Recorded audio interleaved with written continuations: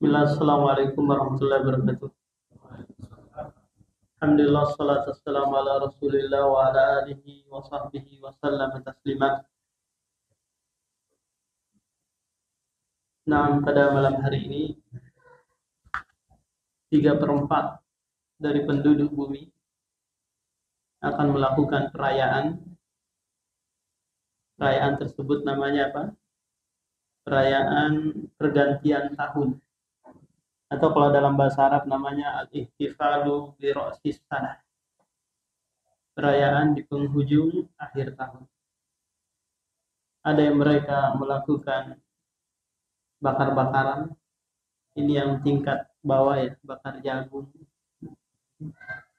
bakar arang gitu. Di atas lagi lebih sedikit lagi ekonominya bakar ikan.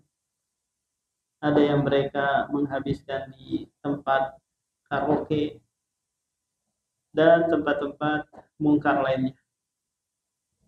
Lantas bagaimana sikap kita sebagai seorang muslim terhadap perayaan ini? Kita mengambil sikap tergantung asal usul dari perayaan ini. Kalau sekiranya perayaan ini dianggap sebagai bentuk perayaan bagian dari ibadah non-muslim, maka nanti ada sikap juga. Kalau sekiranya ini hanya sekedar adat istiadat, kebiasaan gitu, akhir tahun ada perayaan sedikit sebagai bentuk rasa syukur kepada Allah, maka sikap kita juga ada. Maka tak kala kita melihat sejarah bahwa perayaan pergantian tahun ini kebiasaan bangsa Romawi sebelum lahirnya Isa ibnu Maryam. Mereka merayakan pergantian tahun ini sebagai bentuk perayaan terhadap Dewa Janus. Mereka membuat perayaan khusus terhadap apa? Dewa Janus. Yang dimana mereka menggambarkan bahwa Dewa Janus ini memiliki dua wajah. Wajah yang menghadap ke depan dan wajah yang menghadap ke belakang. Nah, yang menghadap ke depan itu adalah tahun baru yang akan datang. Pergantian tahun tersebut. Nah, wajah yang menghadap ke belakang itu adalah tahun yang telah berlalu. Ada juga yang mengatakan dari bangsa Romawi, karena Romawi ini identik dengan Nasoro ya. Kalau Persia itu Majusi. Karena negara adidaya pada waktu itu adalah Romawi dan Persia. Ada juga yang mengatakan bahwa perayaan ini sebagai bentuk rasa syukur lahirnya Nabi Isa ibnu Maryam. Padahal Nabi Isa ibnu Maryam itu lahirnya di Soifiyah, di musim panas. Bukan lahir di musim dingin. Sekarang kan musim dingin. Kalau ada yang sedang umroh di Saudi Arabia saat ini pasti akan merasakan dingin, musim dingin saat ini. Mereka apa? Pakai jaket dan yang lainnya. Kenapa kita tahu bahwa Isa lahir di musim panas? Akala Maryam keluar di akhir di pas HPL-nya dia keluar kampungnya untuk melahirkan, Allah Subhanahu wa taala memerintahkan dia tusaqi tabihi, memerintahkan untuk menggoyang pohon korma. Untuk apa? Agar pohon korma tersebut menjatuhkan buah-buah rutop. Kira-kira bisa nggak pohon korma itu matang di saat musim dingin? Bisa kira-kira? Nggak bisa kan? Pohon korma itu matang di saat musim panas. Karena dia membutuhkan panas yang tinggi untuk mematangkan rutop-rutop tersebut. Nah, dari sini ulama kita beristimbat bahwa Nabi Isa alaihi salam lahir di Soifiyah, bukan di Syita. Rihlatas Syita'i was-Saif. Nah, ini asal usul perayaan pergantian tahun baru. Nah, kalau kita sudah tahu seperti ini, berarti sikap kita bagaimana? Kita sudah diinformasikan oleh Rasulullah SAW sejak 1400 tahun yang lalu Apa itu? Di tengah para sahabat Rasulullah menginformasikan la tattabi'unna sanana man kana qablakum dhira'an bi dhira'in hatta law dakhalu fi juhri dobbi la dakhaltum. Qalu al yahudu wan nasara qala faman. Kata Rasulullah, benar-benar kalian akan mengikuti jalannya orang-orang sebelum kalian, sejengkal demi sejengkal, sehasta demi sehasta, cara berpakaian mereka, cara beribadah mereka. Ini khitabnya kepada para sahabat yang sudah kokoh keimanannya, yang digembleng, dibimbing oleh Rasulullah SAW. Ternyata ini yang diinformasikan. Lantas mereka bertanya, siapa mereka wahai Rasulullah? Apakah mereka Yahudi dan Nasara? Maka kata Rasulullah, faman, siapa lagi kalau bukan mereka.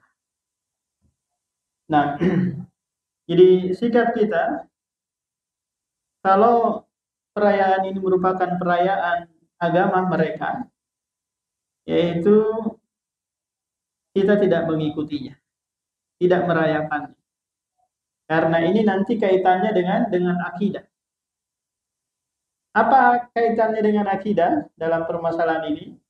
Yaitu kita tidak lagi barok, berlepas diri.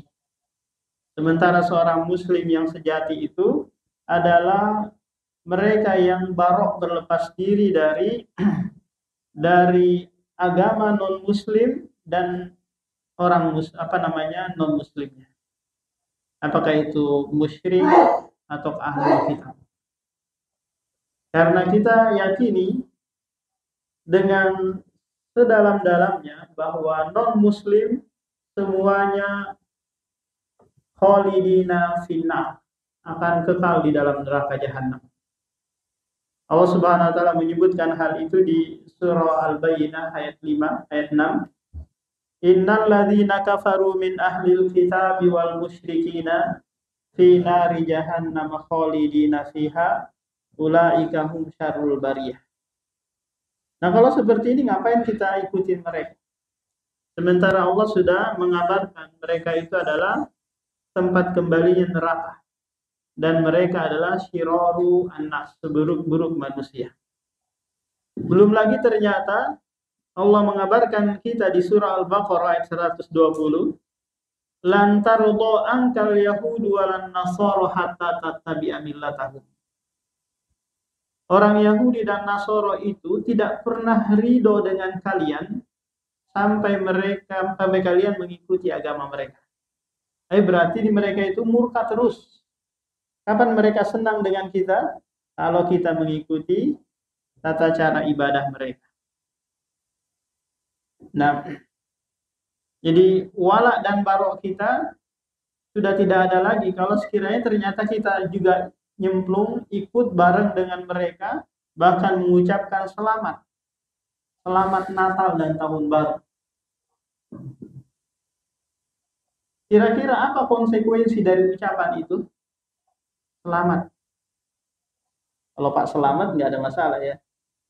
Tapi kalau saya bilang kepada antum selamat, berarti antum beruntung kan ya? Tidak ada kesengsaraan dan kerugian yang ada pada diri antum. Kalau saya ucapkan apa? Selamat. Atau semoga kamu selamat. Berarti nggak ada lagi ayat-ayat yang mengancam tadi. Apalagi kalau kita sudah menganggap mereka udah sama aja, jalan saja yang berbeda. Mereka jalan Yahudi, kami jalan Islam.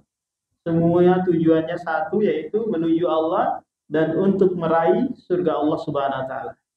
Ini merupakan akidah wahdatul adyan, yaitu menyatukan atau menyamakan semua agama.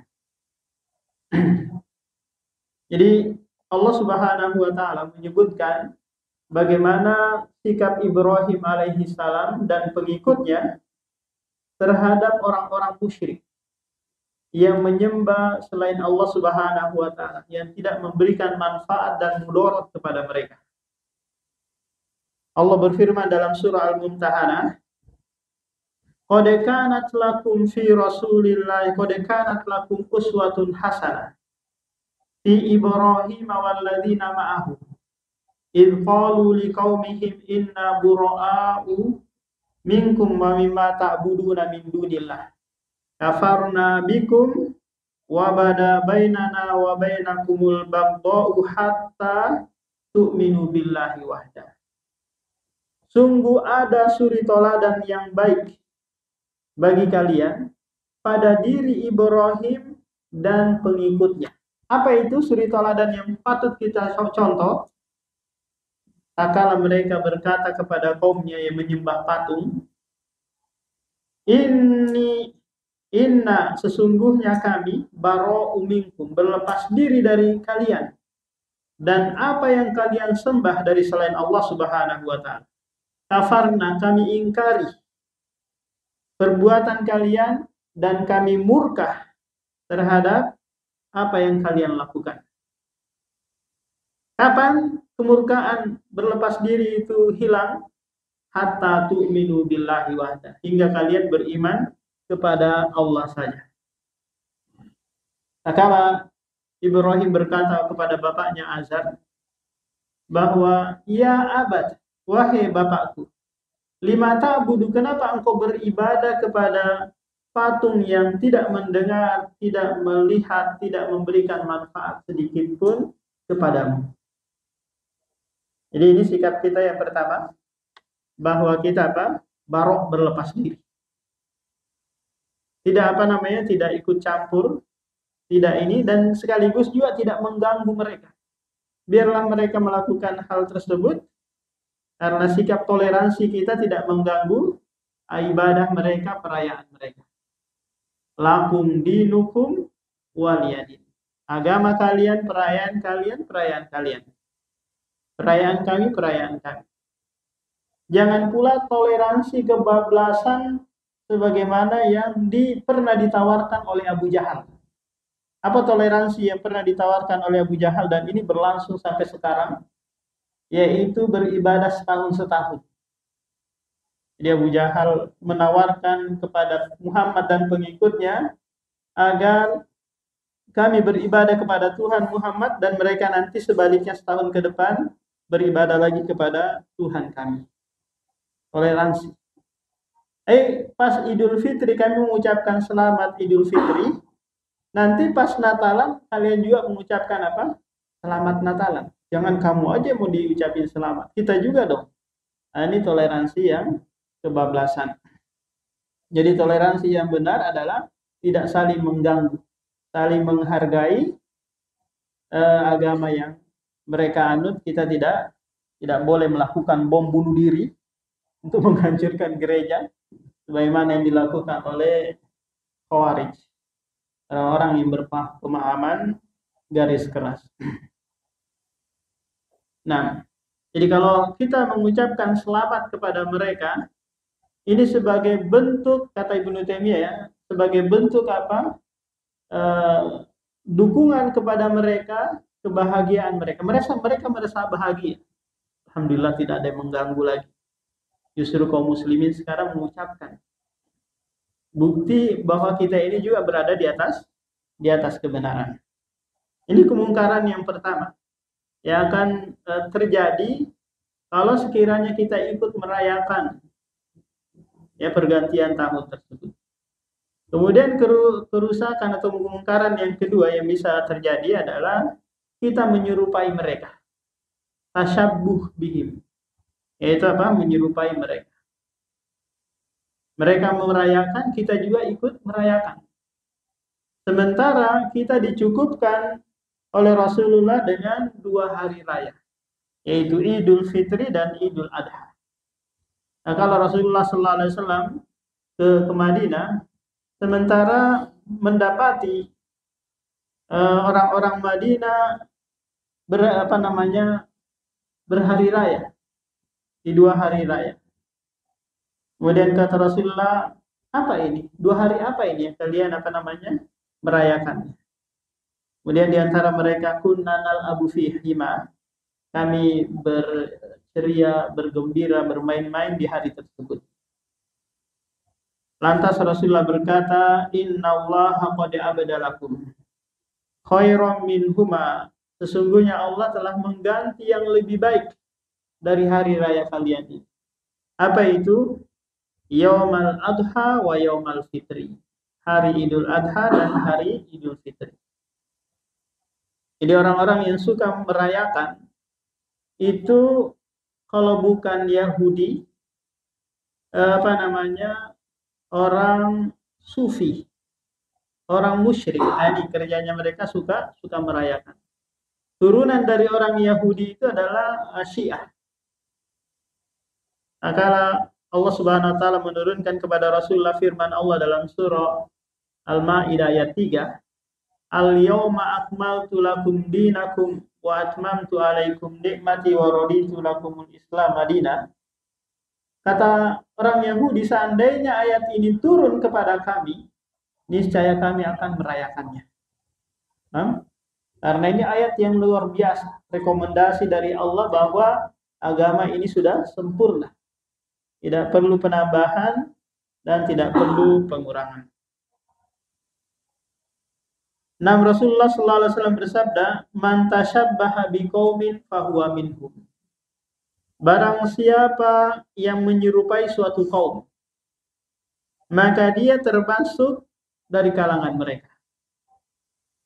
Nah, orang-orang yang menyerupai Yahudi, menyerupai Nasoro dari sisi perayaan, maka mereka akan dibangkitkan sama di golongan di sekumpulan mereka. Orang-orang yang tasyabuh dengan orang-orang Korea, orang-orang Cina, orang-orang kafir gitu, maka mereka akan dibangkitkan bersama mereka.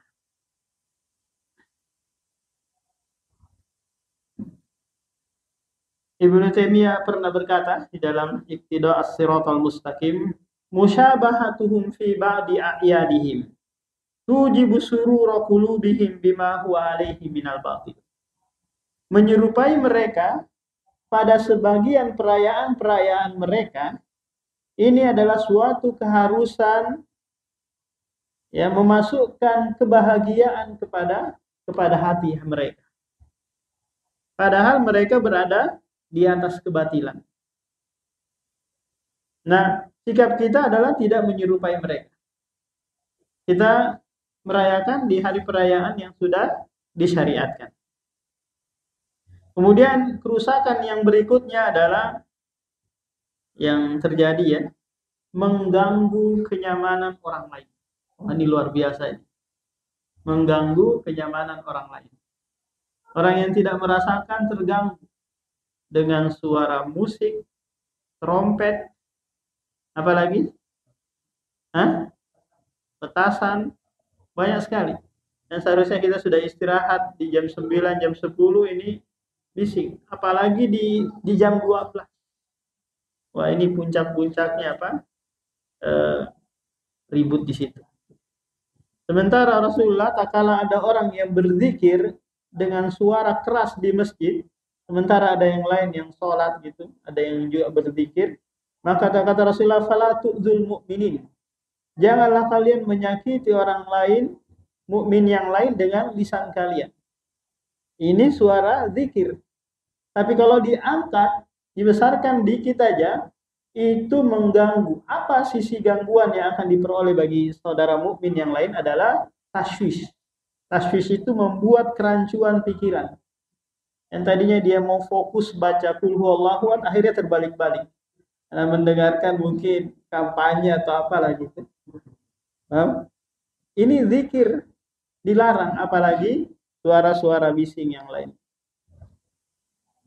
Nah, musik. Bagaimana kalau dengan qiraatul Quran, bacaan Al-Quran, kita ganti aja. Ganti musik dengan apa? Tilawah, baca Al-Quran di malam tahun baru. Ini juga sama-sama mengganggu. Sama-sama mengganggu. Apalagi kalau ngajinya pakai toa. Dikeluarkan toa luar gitu. Ada rusan sampai subuh. Pas azan subuh ketiduran. Ditungguin Pak Iman kok nggak datang-datang. Ternyata kebablasan. Karena tilawah yang mengganggu orang tidak dapat pahala. Kemudian kerusakan atau kemungkaran berikutnya adalah pemborosan. Pemborosan yang terjadi. Apa bentuk pemborosannya? Apa diantaranya Pak Iman? Beli jagung, bakar jagung, beli petasan, apalagi khamar. Saya kalau ekonomi yang agak tinggi-tinggi dikit ya mereka nyewa bar gitu, nyewa ini dan yang lainnya. Ini bagian apa? Idaatul mal, menyia-nyiakan harta. Dan sebagai bentuk tabdzir, innal mubadzirina kanu ikhwana syayatin. Sesungguhnya orang-orang yang mubadzir itu adalah saudara syaitan. Kemudian kerusakan berikutnya adalah idha'atu al-waqt, menyia-nyiakan waktu. Jadi mulai dari tenggelam matahari nunggu sampai jam 12 malam. Habis jam 12 malam lagi rame-ramenya lanjut sampai apa? Sampai subuh. Ini apa? Menyia-nyiakan waktu. Tidak diisi dengan apa? Dengan kebaikan. Salat, baca Al-Quran dan yang lainnya. Ini diisi dengan ngobrol dan yang lainnya. Sementara waktu itu sangat berharga bagi seorang mukmin. Kalau orang barat mengatakan apa? Waktu adalah uang ya. Setiap waktuku harus bernilai uang. Tapi seorang mukmin setiap waktunya harus bernilai ibadah. Karena Rasulullah SAW bersabda dalam sebuah hadis, la tazulu qadama abdin yaumal qiyamati hatta tus'alu an arba'ah. Tidak akan bergeser kedua kaki anak Adam kelak di hari kiamat kecuali akan ditanya tentang 4 hal. Yang pertama, an umrihi fima afna, tentang umurnya, kemana dia habiskan. Jadi jangan terpikir bahwa umur itu ya setahun saja, atau 2 tahun saja, enggak. Detik, menit, jam itu adalah umur, masa yang Allah berikan kepada kita. Wa an jasadihi fima abla, dan tentang jasadnya, kemana dia habiskan. Wa an ilmihi, dan tentang ilmunya, madza amila fihi, apa yang dia sudah amalkan darinya. Kemudian wa an malihi min aina tasaba wa fima anfaqa. Jadi untuk harta ini ada 2 pertanyaan. Pertanyaan pertama, dari mana? Yang kedua, untuk apa? Nah, kalau boros-boros ini semua akan ditanya oleh Allah Subhanahu wa taala. Sementara waktu sangat berharga, orang mukmin menggunakannya untuk beribadah karena memang Allah sudah bersumpah, wal asri innal insana lafi khusrin illal ladzina amanu wa amilus solihati wa tawasaw bil haqqi wa tawasaw bis sabr. Demi masa, sesungguhnya manusia, di sini manusia sifatnya umum. Apakah kafirnya ataukah muslimnya, benar-benar merugi kecuali 4 golongan yang tidak merugi dalam hal waktu. Yang pertama adalah orang-orang yang beriman. Yang kedua, beramal soleh. Yang ketiga, orang-orang yang berdakwah, mengajak manusia pada kebaikan. Yang keempat, orang yang bersabar. Coba perhatikan nih Pak, kita tadabburi sebentar sejenak ini ayat yang begitu agung, yang sampai Imam Syafi'i berkata, "Lau ma anzalallahu hujjatan ala khalqihi illa hadhihi surah lakafathum." Seandainya Allah tidak menurunkan ayat kecuali ayat ini saja, niscaya sudah cukup. Luar biasa kandungannya. Pertama, Allah mengabarkan bahwa manusia semuanya merugi dalam menggunakan waktunya. Dia tidak memanfaatkan dengan sebaik-baiknya, kecuali 4 orang, 4 golongan. Yang pertama adalah orang yang beriman. Kalau Syekh Muhammad bin Abdul Wahab mengatakan orang yang berilmu. Karena orang yang beriman itu nggak mungkin kalau tidak didasari dengan ilmu. Yang kedua, orang yang beramal. Orang yang beramal juga nggak mungkin bisa diterima sempurna amalannya kecuali dengan dasar ilmu. Yang ketiga adalah orang yang berdakwah. Orang yang berdakwah juga nggak bisa terwujud kecuali dia punya ilmu dan dia sudah mengamalkan ilmunya. Baru ada dampak dakwah itu kepada orang lain. Kemudian yang terakhir adalah bersabar. Ini merupakan otak atau istilahnya apa? Ruh bagi ilmu, amal dan dakwah. Seseorang nggak bisa tahan lama dakwah kalau dia nggak bersabar. Seseorang nggak bisa bersabar tahan lama beramal kalau dia nggak bersabar. Seseorang nggak bisa lama belajar, lama menuntut ilmu kalau dia nggak bersabar. Ini intinya di akhir ini. Kuncinya di akhir. Kalau seseorang itu tahan bersabar dalam berdakwah dan beramal, maka lihat seberapa besar dia bersabar dalam belajar. Seberapa besar dia sabar dalam belajar.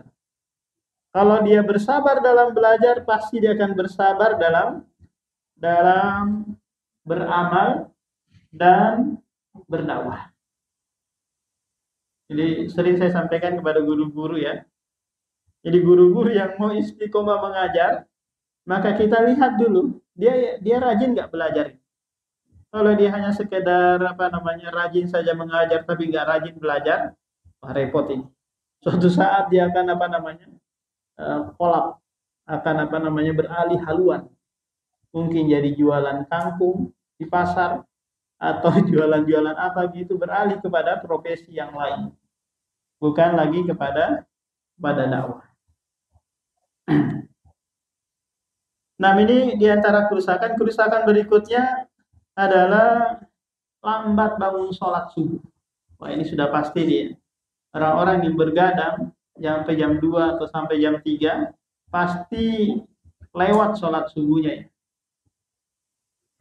Lewat sholat berjamaah. Iya kalau sholat subuh. Ada juga yang nggak sholat subuh sama sekali. Begitu bangun sudah terbit matahari, mereka Mereka nggak sholat.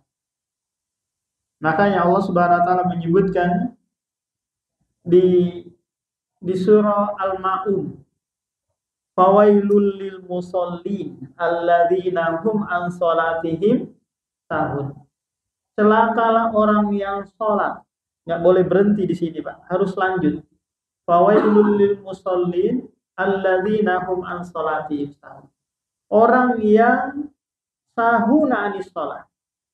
Sahun itu Pak, makna di ayat ini adalah takhiru waktu sholat hatta khoriji anil waktu. Mengakhirkan waktu sholat hingga keluar waktunya. Namanya sahun. Kalau sahu yang biasa dilakukan oleh makmum atau imam, lupa baca ini, lupa rakaat ini, itu biasa. Nggak ada masalah. Bukan masuk dalam ayat ini.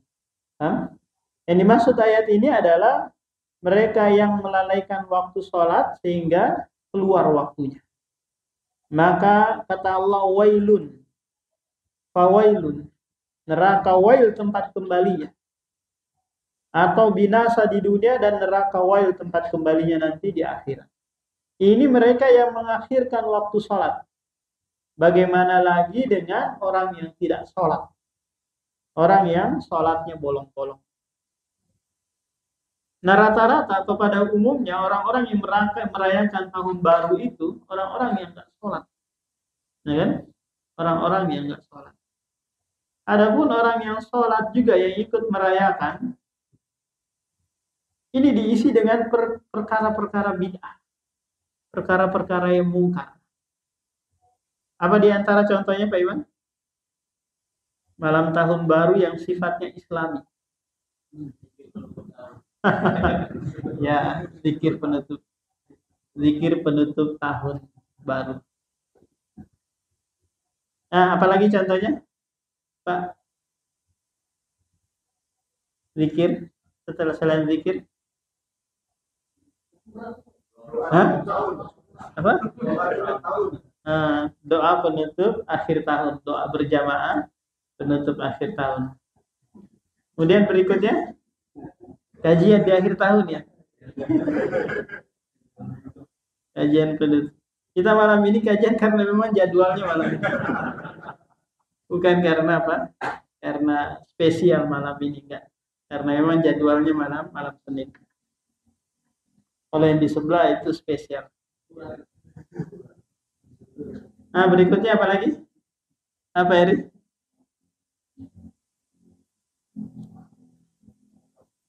Nah, jadi sikap kita sebagai seorang muslim apa nih? Adalah muhasabah. Tapi enggak muhasabah bareng-bareng. Muhasabah sendiri-sendiri, introspeksi diri masing-masing. Kalau sekiranya ada yang kurang ditambahin, kalau ada yang enggak dilakukan segera mungkin dilakukan, itu namanya apa? Muhasabah. Kalau sholat kita masih bolong-bolong ya disempurnakan. Kalau masih kurang khusyuk ya ditambah kekhusyuannya. Kalau sudah ternyata khusyuk ditambah lagi tingkatannya itu apa? Merasa lezat tatkala mengerjakan sholat. Kita apa? Merasa lezat, tenang. Ya, sebagaimana Rasulullah berkata kepada Bilal, "Arini bis shalah." Rehatkan aku, istirahatkan aku dengan apa? Dengan sholat. Dia merasa tenang, nyaman di saat melaksanakan sholat. Orang yang makan lezat, nyaman, kira-kira mau nggak terburu-buru, Pak? Enggak, dan dia mau menikmati kan? Kalau ada yang mau mencoba menghalanginya, dia akan segera marah. Jangan dulu, masih belum selesai, ini masih enak. Kenapa? Karena dia merasa lezat. Nah, demikian juga orang yang sholat. Kalau dia menikmati, maka dia susah untuk meninggalkan. Dia mau berlama-lama. Tapi jangan pula seperti orang umum pada biasanya ya. Ketika sudah selesai sholat, dia sujud lagi. Dia mau pisah dengan rohnya, sujud lagi setelah itu. Ini adalah perbuatan bid'ah yang tidak ada tuntunannya.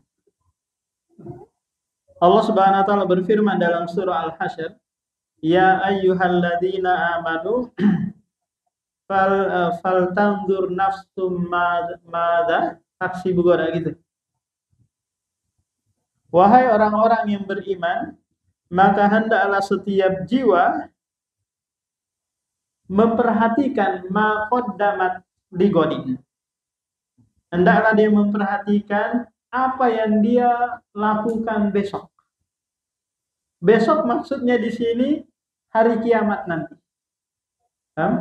Allah sebutkan dengan kata God menunjukkan apa? Menunjukkan dekatnya hari kiamat tersebut. Besok. Padahal mungkin masih ribuan tahun lagi atau ratusan tahun lagi. Tapi Allah mengibaratkan dengan apa? Dengan God. Besok. Setiap jiwa itu hendak dia memperhatikan apa yang dia akan kemukakan kelak di hadapan Allah. Apa yang dia akan bawa. Apakah keburukan ataukah kebaikan.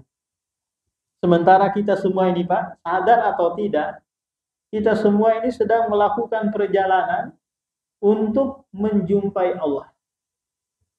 Ya ayyuhalladzina amanu innaka kadihun ila rabbika kadhan famulaki. Wahai orang-orang yang beriman, innaka kadihun, sesungguhnya kalian itu bekerja keras. Ila rabbika famulaki, untuk menjumpai Rabbmu famulaki, dan pasti kalian akan menjumpainya. Cuma ada yang menjumpai dengan apa? Dengan gembira. Ada pula yang tarhaquha qatara. Wajahnya hitam. Ada juga wujuhu yawma idzin musfirah, dhahikatum mustabsyirah, wa wujuhu yawma idzin 'alaiha ghabarah, tarhaquha qatara, ulaika humul kafaratul fajarah. Jadi kata Umar bin Khattab, hasibu anfusakum qabla an tuhasabu. Hisablah, muhasabalah diri-diri kalian sebelum kalian dihisab oleh Allah Subhanahu wa taala. Jika sekiranya ada masalah dengan orang lain, maka segera mungkin tahallul, meminta kehalalan darinya. pernah mengambil sesuatu darinya, segera mungkin untuk dikembalikan. Jangan tunggu pergantian presiden baru meminta maaf. Tapi apa? Segera mungkin meminta kehalalan darinya.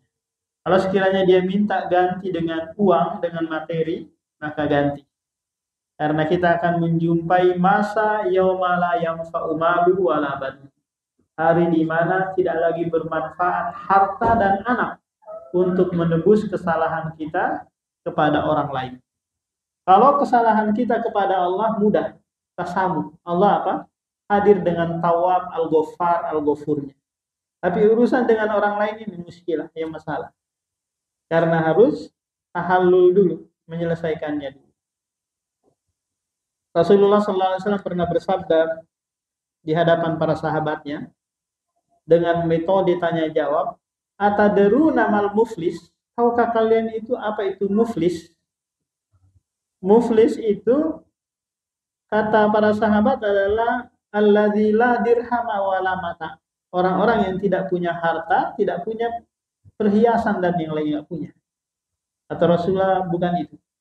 Tapi al-muflis adalah orang yang datang dengan membawa pahala sholat, pahala puasa, pahala haji di hari kiamat nanti, sementara dia pernah mencela orang ini, pernah menyakiti orang ini, sehingga kebaikannya dikasih kepada orang-orang yang pernah dia sakiti. Nah, mungkin ini saja kajian kita malam ini. Ada yang mau ditanyakan, Pak? Tentang perayaan ini? Apa, Iman? Sudah beli jagung, Pak Iman?